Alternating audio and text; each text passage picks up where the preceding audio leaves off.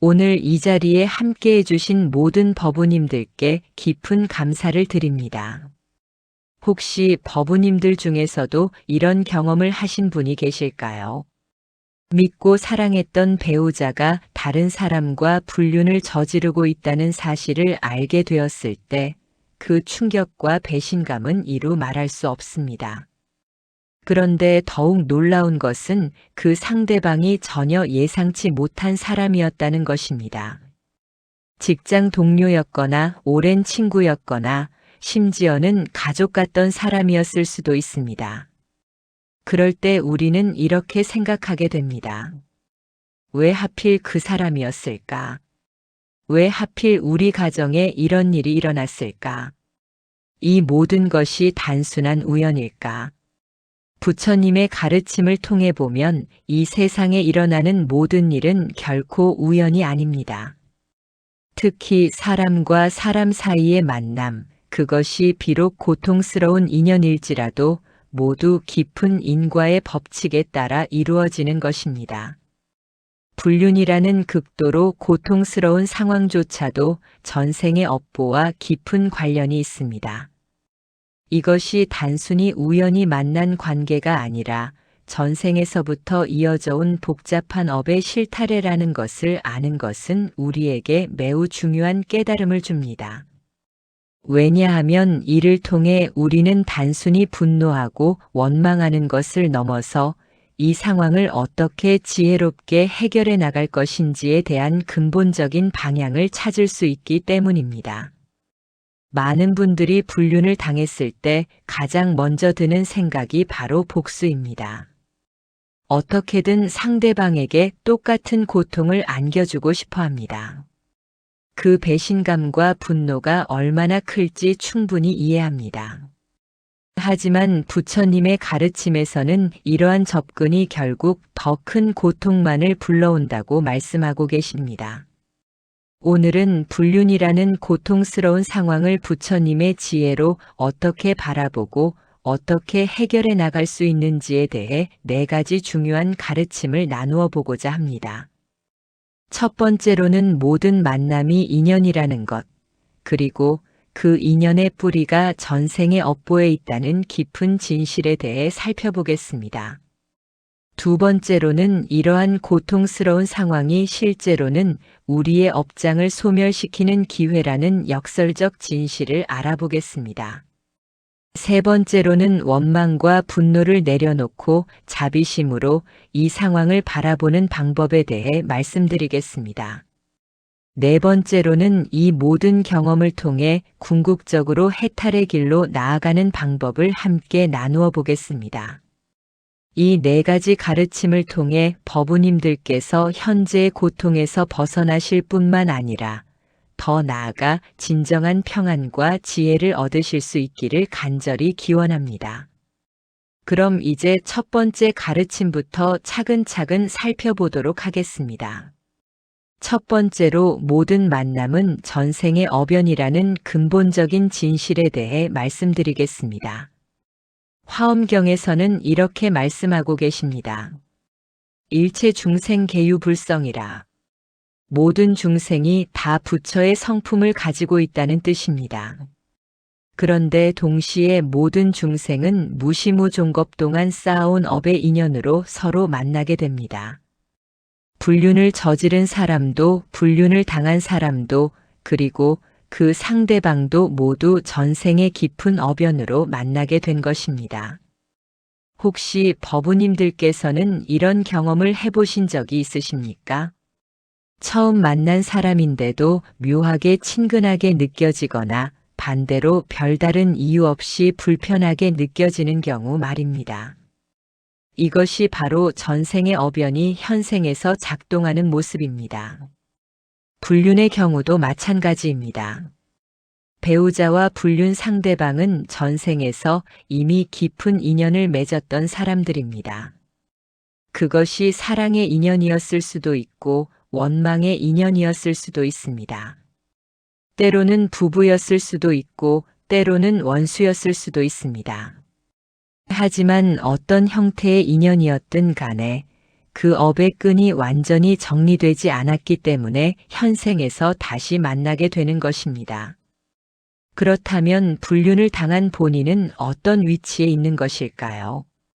이것 또한 단순한 피해자가 아닙니다.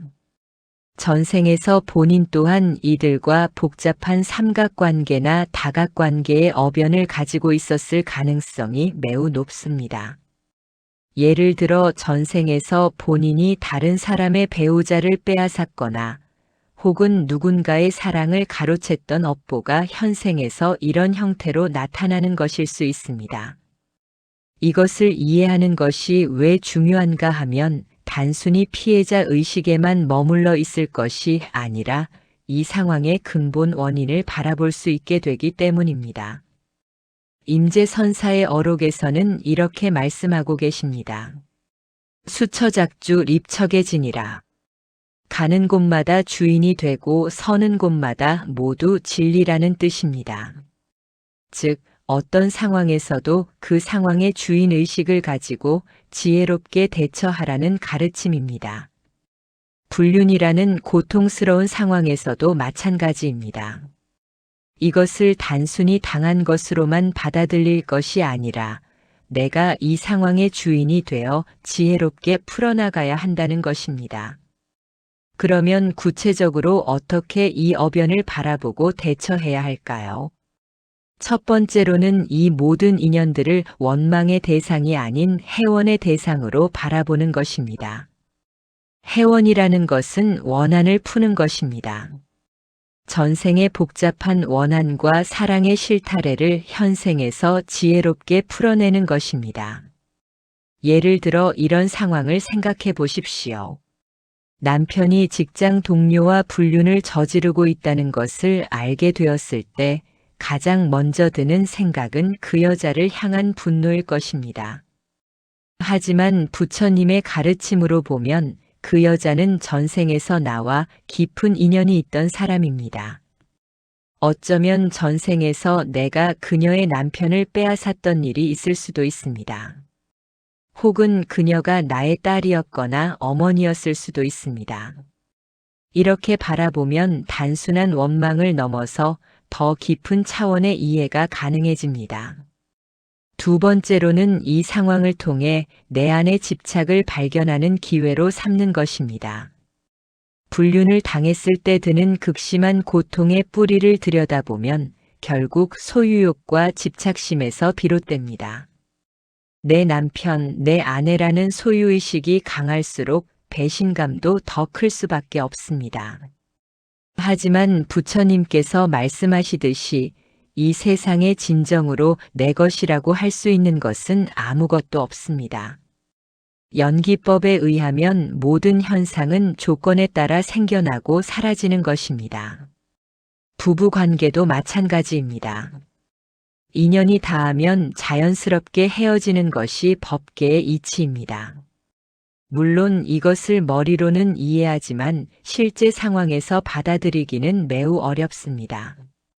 그래서 구체적인 수행법이 필요합니다. 매일 아침 일어나자마자 이렇게 자신에게 말해 보십시오. 오늘 하루도 모든 인연들과 감사한 마음으로 만나겠습니다. 설령 그것이 고통스러운 인연일지라도 그 인연을 통해 제가 성장할 수 있도록 도와주는 스승으로 받아들이겠습니다. 이런 마음가짐으로 하루를 시작하면 점차 상황을 바라보는 시각이 달라지게 됩니다. 또한 저녁에는 하루 동안 일어난 일들을 되돌아보면서 이렇게 회항해 보십시오. 오늘 하루 경험한 모든 일들이 저의 업장 소멸과 지혜 증장에 도움이 되기를 원합니다. 특히 고통스러운 경험들이 저를 더욱 성숙한 보살로 만들어주기를 기원합니다. 이렇게 매일 수행하다 보면 불륜이라는 상황도 단순한 고통이 아니라 깨달음으로 가는 과정의 하나임을 점차 체험하게 될 것입니다. 두 번째로 고통스러운 상황이 실제로는 업장 소멸의 기회라는 깊은 진실에 대해 말씀드리겠습니다. 법화경에서는 이렇게 설하고 계십니다. 야규 중생다 제죄업이요. 만약 중생이 죄업이 많으면이라는 구절입니다. 이 구절 뒤에는 중요한 가르침이 이어집니다.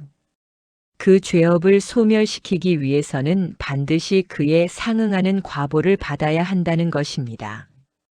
하지만 동시에 만약 그 고통을 지혜롭게 받아들이고 참회한다면 그 업장이 빠르게 소멸될 수 있다고 말씀하십니다. 불륜을 당하는 상황도 바로 이런 관점에서 바라볼 수 있습니다. 현재 겪고 있는 배신의 아픔은 전생의 어떤 업보가 현재 소멸되고 있는 과정일 가능성이 높습니다. 만약 이 고통을 단순히 원망과 분노로만 받아들인다면 그 업장은 소멸되지 않고 오히려 더 깊어질 수 있습니다. 하지만 만약 이 고통을 업장 소멸의 기회로 받아들이고 지혜롭게 대처한다면 한 번에 많은 업장을 정리할 수 있게 됩니다. 실제로 어떤 보살님의 경험담을 들어보겠습니다. 그분은 20년간 헌신적으로 가정을 돌보며 살아왔는데 어느 날 남편이 10년 넘게 바람을 피워왔다는 사실을 알게 되었습니다. 처음에는 분노와 절망으로 며칠을 울기만 했습니다. 하지만 스님의 법문을 듣고 이 상황을 업장 소멸의 기회로 받아들이기로 결심했습니다. 매일 참회 기도를 드리면서 이렇게 발언했습니다. 전생에 제가 지은 모든 죄업이 이번 고통을 통해 소멸되기를 원합니다. 그리고 이 경험을 통해 다른 고통받는 중생들을 더 깊이 이해하고 도울 수 있는 지혜를 얻기를 원합니다.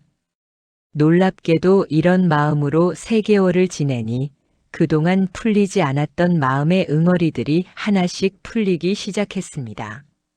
어린 시절부터 가지고 있던 열등감, 늘 다른 사람들로부터 인정받아야 한다는 강박, 완벽해야 한다는 부담감 등이 모두 사라졌습니다. 그리고 무엇보다 남편과 그 상대 여성에 대한 원망도 자연스럽게 사라졌습니다. 오히려 그들에게 감사한 마음까지 들었습니다. 이들이 없었다면 자신이 이런 깊은 깨달음을 얻을 수 있었을까 하는 생각이 들었기 때문입니다. 이것이 바로 업장 소멸의 실제 모습입니다. 고통스러운 상황을 통해 오히려 더 큰 자유와 평안을 얻게 되는 것입니다. 그러면 구체적으로 어떻게 하면 불륜의 상황을 업장 소멸의 기회로 활용할 수 있을까요? 가장 중요한 것은 매일 참회 기도를 드리는 것입니다. 참회 기도는 단순히 잘못을 뉘우치는 것이 아닙니다.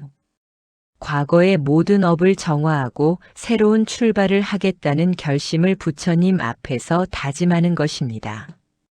매일 아침과 저녁에 부처님 앞에서 이렇게 참회해 보십시오. 과거 무량겁 동안 제가 몸과 입과 뜻으로 지은 모든 죄업을 진심으로 참회합니다. 특히 사랑하는 사람을 괴롭혔던 모든 행위들을 참회합니다. 다른 사람의 행복을 질투했던 마음을 참회합니다. 소유욕과 집착심으로 상대방을 구속했던 모든 행위를 참회합니다. 이제 현재 겪고 있는 고통을 통해 그 모든 업장이 소멸되기를 원합니다. 그리고 이 경험을 통해 더욱 지혜롭고 자비로운 사람이 되기를 발언합니다. 이런 참회를 매일 반복하다 보면 점차 마음이 정화되는 것을 느낄 수 있습니다.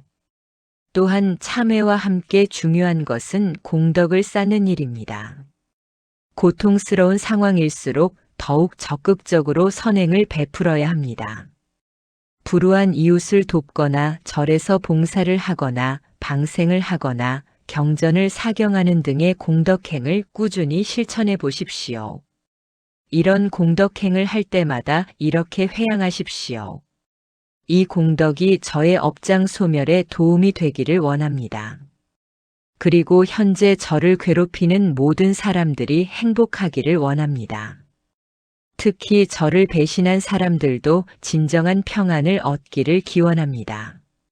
이렇게 원망하는 사람들의 행복을 위해 공덕을 회양하는 것이야말로 가장 빠른 업장 소멸의 방법입니다. 처음에는 마음에서 우러나오지 않을 수도 있습니다. 하지만 꾸준히 반복하다 보면 어느 순간 진심으로 그들의 행복을 바라는 마음이 생겨납니다. 그 순간이 바로 업장이 소멸되는 순간입니다. 또한 이 모든 과정에서 가장 중요한 것은 인내심입니다. 업장 소멸은 하루아침에 이루어지는 것이 아닙니다. 때로는 몇 개월, 때로는 몇 년이 걸릴 수도 있습니다. 하지만 꾸준히 수행을 계속한다면 반드시 결실을 맺게 됩니다. 인내 바라미를 실천하며 이 모든 과정을 지혜롭게 견뎌나가시기 바랍니다. 세 번째로 원망과 분노를 내려놓고 자비심으로 상황을 바라보는 방법에 대해 말씀드리겠습니다. 무량수경에서는 이렇게 가르치고 계십니다. 자비희사 사무량심이라. 자비와 기쁨과 나눔이라는 네 가지 한없는 마음이라는 뜻입니다. 이 중에서도 특히 자비심은 모든 고통을 해결하는 근본적인 해답입니다. 불륜을 당했을 때 가장 어려운 것은 바로 이 자비심을 실천하는 것입니다. 배신한 사람들에게 어떻게 자비심을 베풀 수 있겠습니까? 하지만 이것이 바로 진정한 수행의 시작점입니다. 쉬운 상황에서 자비심을 베푸는 것은 누구나 할 수 있습니다. 진정한 자비심은 가장 어려운 상황에서 발휘될 때 그 가치가 드러나는 것입니다. 조주선사의 일화를 하나 소개해 드리겠습니다.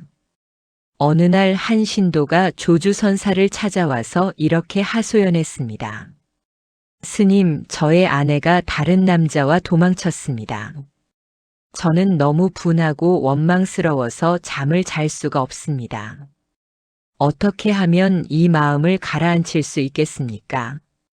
조주선사는 잠시 침묵하시다가 이렇게 말씀하셨습니다. 그대의 아내와 그 남자가 진정으로 행복하기를 바라는 마음을 가져보시오. 신도는 깜짝 놀라며 말했습니다. 어떻게 저를 배신한 사람들의 행복을 바랄 수 있습니까? 조주선사는 다시 말씀하셨습니다. 그대가 진정으로 자유로워지고 싶다면 그들의 행복을 바라는 것 외에는 다른 방법이 없어. 원망은 그대 자신을 가두는 감옥이고 자비는 그대를 자유롭게 하는 열쇠예요. 이 말씀이 바로 자비심의 핵심을 보여줍니다. 자비심은 상대방을 위한 것이 아니라 자신을 위한 것입니다. 원망과 분노로 마음이 가득 차 있으면 그 사람은 진정한 평안을 얻을 수 없습니다. 반대로 자비심으로 마음을 채우면 어떤 상황에서도 평온함을 유지할 수 있습니다. 그러면 구체적으로 어떻게 하면 불륜을 저지른 사람들에게 자비심을 베풀 수 있을까요? 첫 번째 단계는 그들의 고통을 바라보는 것입니다. 불륜을 저지르는 사람들이 정말로 행복할 것이라고 생각하십니까? 겉으로는 즐거워 보일 수 있지만 내면 깊숙한 곳에서는 죄책감과 불안감에 시달리고 있을 것입니다. 언젠가는 들킬 수도 있다는 두려움, 가정을 파괴하고 있다는 죄책감, 진정한 사랑을 찾지 못한다는 공허감 등으로 고통받고 있을 것입니다. 또한 그들 또한 전생의 업보에 이끌려서 어쩔 수 없이 그런 행동을 하고 있는 불쌍한 중생들입니다. 만약 그들에게 진정한 지혜가 있었다면 이런 어리석은 행동을 하지 않았을 것입니다. 이렇게 바라보면 원망보다는 오히려 연민의 마음이 들게 됩니다. 두 번째 단계는 그들의 불성을 바라보는 것입니다. 아무리 잘못을 저지른 사람일지라도 그 사람 안에는 부처의 성품이 있습니다. 단지 무명과 업장에 가려져서 그 불성이 드러나지 않고 있을 뿐입니다. 따라서 그들의 잘못된 행동을 미워할 수는 있어도 그들의 본성까지 미워해서는 안 됩니다. 오히려 그들의 불성이 하루빨리 깨어나기를 바라는 마음을 가져야 합니다. 세 번째 단계는 구체적인 자비행을 실천하는 것입니다. 마음으로만 자비를 베푸는 것으로는 부족합니다. 실제 행동으로 옮겨야 합니다. 예를 들어 그들을 위해 매일 기도를 해보십시오. 부처님께 그들이 하루빨리 잘못을 깨닫고 올바른 길로 돌아오기를 기원하십시오. 또한 그들이 진정한 행복을 찾을 수 있기를 발언하십시오. 처음에는 억지로라도 이런 기도를 해보십시오. 점차 마음이 변화하는 것을 느낄 수 있을 것입니다. 또한 가능하다면 그들에게 직접적으로 도움을 주는 것도 고려해 볼 수 있습니다. 물론 불륜 관계를 용인하라는 뜻은 아닙니다. 하지만 그들이 올바른 길로 돌아올 수 있도록 지혜로운 방법으로 도움을 주는 것은 가능합니다. 예를 들어 남편에게는 가정의 소중함을 일깨워주고 상대방 여성에게는 다른 사람의 가정을 파괴하는 것이 결국 자신에게도 해가 된다는 것을 알려주는 것입니다. 이때 중요한 것은 비난이나 공격이 아니라 진심 어린 관심과 걱정으로 접근하는 것입니다. 네 번째 단계는 자신의 변화에 집중하는 것입니다. 다른 사람을 바꾸려고 하지 말고 자신이 먼저 변화하는 것입니다. 자비심을 실천하는 것은 결국 자신의 수행입니다. 상대방이 어떻게 반응하든 상관없이 자신은 계속해서 자비심을 실천해 나가는 것입니다. 이런 수행을 꾸준히 한다면 어느 순간 놀라운 변화를 경험하게 될 것입니다.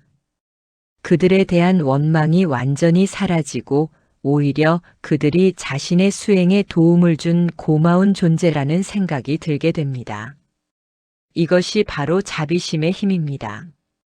원망을 자비로 바꾸는 것, 이것이야말로 가장 위대한 변화의 마법입니다. 네 번째로 이 모든 경험을 통해 궁극적으로 해탈의 길로 나아가는 방법에 대해 말씀드리겠습니다. 금강경에서는 이렇게 설하고 계십니다. 일체유의법여 몽환포영이라. 모든 유의법은 꿈이나 환상, 거품이나 그림자와 같다는 뜻입니다. 이 말씀은 우리가 집착하고 있는 모든 현상들이 실제로는 실체가 없는 것임을 알려주는 근본적인 가르침입니다. 불륜이라는 상황도 마찬가지입니다. 비록 현재는 극도로 고통스럽고 실제적으로 느껴지지만 궁극적으로는 모두 인연에 따라 생멸하는 현상일 뿐입니다. 이것을 깊이 이해하고 체득하는 것이 바로 해탈로 가는 길입니다. 해탈이라는 것은 모든 고통에서 완전히 벗어나는 것을 의미합니다. 단순히 불륜의 고통에서만 벗어나는 것이 아니라 생로병사의 모든 고통에서 근본적으로 자유로워지는 것입니다. 그러면 어떻게 하면 불륜의 경험을 통해 이런 궁극적인 해탈을 이룰 수 있을까요? 가장 중요한 것은 무상관을 확립하는 것입니다. 무상이라는 것은 모든 것이 변화한다는 진리입니다. 지금 겪고 있는 고통도 영원하지 않습니다. 반드시 변화하고 사라집니다. 마찬가지로 지금 행복해 보이는 불륜 커플의 관계도 영원하지 않습니다.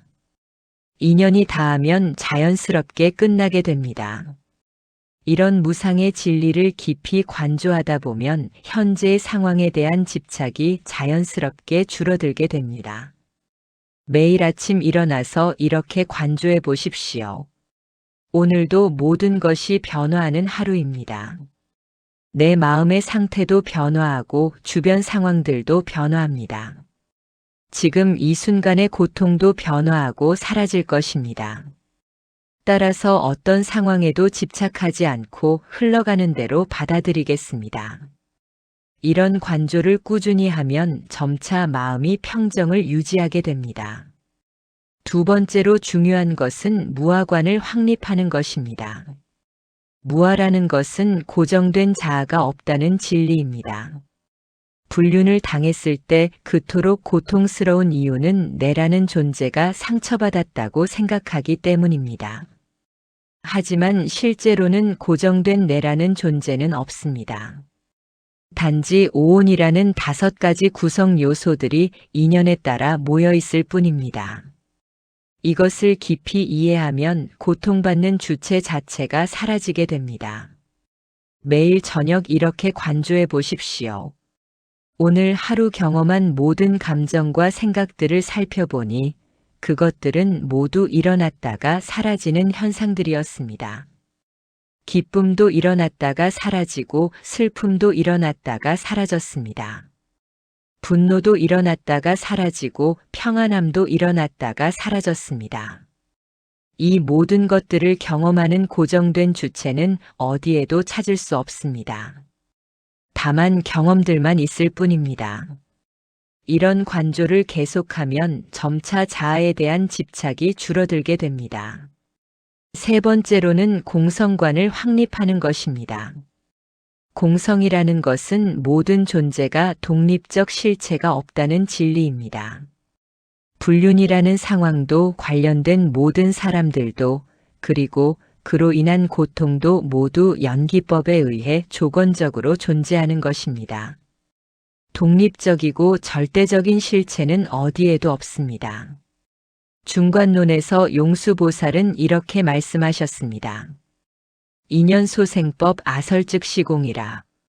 인연으로 생겨나는 법은 내가 말하기를 이것이 공이라고 한다는 뜻입니다.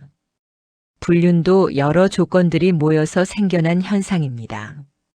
전생의 어변, 현생의 인연, 각자의 성격과 환경, 사회적 조건 등 무수한 요인들이 복합적으로 작용해서 만들어진 결과입니다. 이 중 어느 하나라도 달랐다면 현재의 상황은 일어나지 않았을 것입니다. 따라서 이 상황에 절대적인 의미를 부여할 필요가 없습니다. 단지 조건에 따라 일어난 현상일 뿐입니다. 네 번째로는 실제적인 해탈 수행을 시작하는 것입니다. 위의 3가지 관조가 어느 정도 안정되면 본격적인 해탈 수행에 들어가야 합니다. 가장 좋은 방법은 매일 정해진 시간에 참선을 하는 것입니다. 참선을 통해 마음의 본성을 직접 체험할 수 있습니다. 처음에는 하루 20분부터 시작하여 점차 시간을 늘려가십시오. 참선 중에는 어떤 생각이 일어나든 그것에 휘둘리지 말고 단지 지켜볼 뿐입니다. 불륜에 대한 생각이 일어나면 그것도 단지 하나의 생각일 뿐이라고 받아들이십시오. 분노가 일어나면 그것도 단지 하나의 감정일 뿐이라고 바라보십시오. 이렇게 모든 현상을 객관적으로 관찰하는 연습을 계속하면 점차 마음이 평정을 찾게 됩니다. 또한 경전 공부도 병행하는 것이 좋습니다. 금강경, 반야심경, 법화경 등을 꾸준히 읽고 그 의미를 깊이 사색해 보십시오. 경전의 가르침이 현재 상황에 어떻게 적용될 수 있는지 계속 연결지어 생각해 보시기 바랍니다. 무엇보다 중요한 것은 일상생활에서의 수행입니다. 직장에서, 가정에서, 사회에서 만나는 모든 상황들을 수행의 기회로 활용하십시오. 특히 어려운 사람들을 만날 때일수록 더욱 좋은 수행의 기회입니다. 그들을 통해 자신의 인내심과 자비심을 기를 수 있기 때문입니다. 이렇게 꾸준히 수행을 계속한다면 언젠가는 반드시 해탈의 경지에 도달할 수 있습니다. 그때가 되면 불륜이라는 고통스러운 경험조차도 해탈로 이끌어준 고마운 인연이었다는 것을 깨닫게 될 것입니다. 지금까지 4가지 중요한 가르침을 통해 불륜이라는 고통스러운 상황을 어떻게 지혜롭게 대처할 수 있는지 함께 살펴보았습니다. 첫 번째로 모든 만남이 전생의 어변이라는 것, 두 번째로 고통스러운 상황이 업장 소멸의 기회라는 것, 세 번째로 자비심으로 상황을 바라보는 것, 네 번째로 이 모든 경험을 해탈의 길로 연결하는 것을 말씀드렸습니다. 이 4가지 가르침이 법우님들의 현재 고통을 조금이나마 덜어드리고 더 나아가 진정한 평안과 지혜를 얻는 데 도움이 되기를 간절히 기원합니다. 부처님의 가르침은 어떤 고통스러운 상황에서도 희망의 빛을 보여줍니다. 비록 지금은 어둠 속에 있는 것 같아도 부처님의 지혜를 따라 한 걸음씩 나아간다면 반드시 광명을 찾을 수 있습니다. 오늘 이 법문이 도움이 되셨다면 좋아요 버튼을 눌러주시고 댓글로 여러분의 경험이나 질문을 남겨주시기 바랍니다. 또한 주변에 비슷한 고통을 겪고 있는 분들이 계시다면 이 영상을 공유해 주시기 바랍니다. 부처님의 가르침이 더 많은 중생들에게 전해질 수 있도록 법우님들께서도 함께 동참해 주시기 바랍니다. 오늘 이 시간 함께 해주신 모든 법우님들께 다시 한번 깊은 감사를 드리며 모든 중생이 고통에서 벗어나 진정한 행복을 얻기를 발언합니다. 나무아미타불 관세음보살 나무석가모니불